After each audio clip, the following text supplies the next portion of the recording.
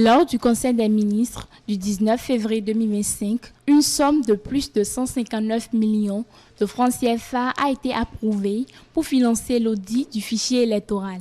Une initiative qui vise à garantir la fiabilité du fichier électoral et à rassurer l'opinion publique sur l'intégrité du processus électoral.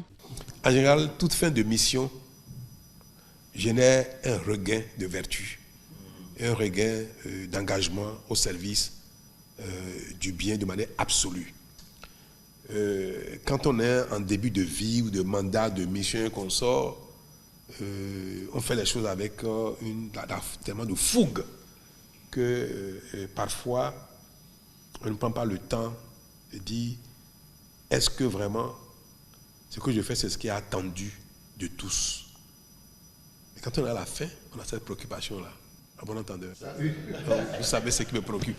Quand on est à la fin, on veut que les choses soient parfaites. Le président réaffirme sa volonté de soutenir un processus électoral transparent et apaisé, soulignant son engagement en faveur de la bonne foi et de l'intégrité du processus.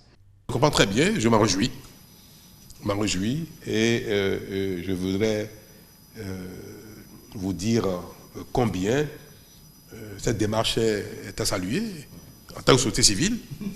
Et vous savez que tout ce qui relève de notre intérêt commun, moi je suis toujours enthousiaste pour les mettre en œuvre. Donc vous pouvez compter sur mon enthousiasme.